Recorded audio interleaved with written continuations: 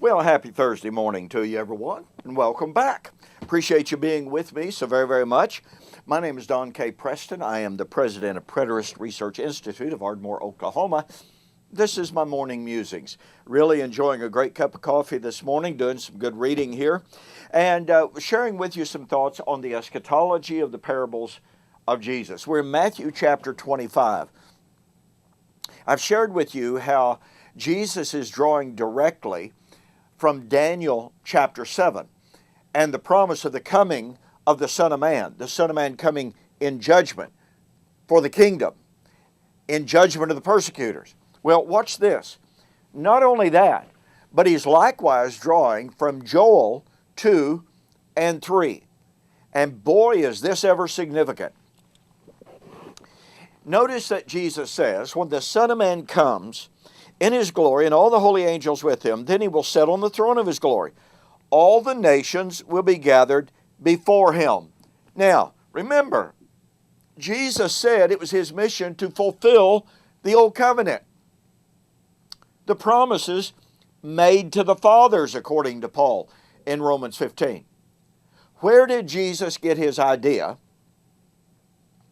Where did he get the doctrine that at his coming, all nations would be gathered to him? Well, we don't have to wonder about that. Joel chapter 2. Joel predicted in the last days the Holy Spirit would be poured out on all flesh in the miraculous measure before the coming of the great and the terrible day of the Lord. Joel 2, 28-32. But watch this. You know, chapter divisions are often nothing but a cause of division. And that's the way this is. Joel chapter 3, verse 1. For behold, in those days. Well, what's the antecedent to those days? The last days of 228. And at that time. What time? The great and the terrible day of the Lord. Now watch this. For behold, in those days, and at that time, when I bring back the captives of Judah and Jerusalem. This is the restoration of Israel. This is the salvation of the remnant. Just as he has said earlier, or back here in verse 32, in Zion there will be deliverance among the remnant whom the Lord calls. Well, what happened on the day of Pentecost, by the way? A remnant was saved. And with the beginning of the proclamation of the gospel, the righteous remnant of Old Covenant Israel was being called into the gospel. Paul in Romans 9 through 11 said that even though his ministry was to the Gentiles, it was also facilitating the salvation of the remnant. And what does he do? He quotes from the Old Testament and the Old Testament prophecies of the salvation of the remnant. But watch this now. For behold, in those days, and at that time, when I bring back the captives of Judah and Jerusalem, I will also gather all nations. I will bring them down to the valley of Jehoshaphat, and will enter into judgment with them there, on account of my people, my heritage Israel. So, in the last days, and at the day of the Lord would gather all nations for the judgment. By the way, notice Joel chapter 3, verse 14. Multitudes, multitudes in the valley of decision. For the day of the Lord is near in the valley of decision. This has to be viewed in the context of in those days and at that time. In other words, we have a statement here of what can only be called projected imminence, which is to say this: Joel was not living in the last days. He knew he was not living in the last days. He projected himself, or the Spirit projected him into the last days. When the last days came, the day of the Lord would be near.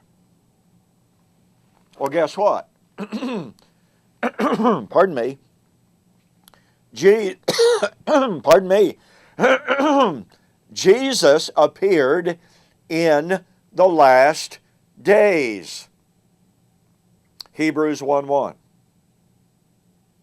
Peter said the Old Testament prophets, quote, spoke of these days, unquote. That's Peter's days.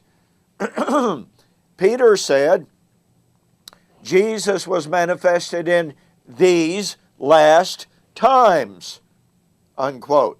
1 Peter 1:20. So, Joel said that when the last days arrived, the day of the Lord would be near. The New Testament writers tell us the last days were in the first century. By the way, in the ministry of John the Baptizer and Jesus and the apostles. That means the day of the Lord. That means the day of the Lord of Matthew chapter 25 was truly near in the first century. And by the way, that means that Matthew 24:32, when you see all of these things come to pass, what things? The events for the last days, then know that the coming of the Lord, is near, even at the door. Joel 2-3 gives us a projection of the last days, tells us that when the last days arrived, the day of the Lord would be near. Peter stood up on Pentecost, quoted Joel chapter 2, and said, "This is that which was spoken by the prophet Joel." That meant that the day of the Lord was near. And thus Peter said to that audience, part of the righteous remnant of Israel, save yourselves from this untoward generation. Matthew 25 was about to be fulfilled. Hey, get my book, We Shall Meet Him in the Air, the Wedding of the King of Kings, as I delineate how the New Testament writers are emphatic that the end, the eschatological consummation, was near. You'll love this book. You'll be challenged by it. Go to my website, eschatology.org, BibleProphecy.com. Order the book. Make a note that you saw the offer on YouTube or Facebook, and I'll refund your shipping. Hey, thanks so much for joining me for this morning's Morning Musings. You have a fantastic weekend. You be safe. Lord willing, we'll see you on Monday.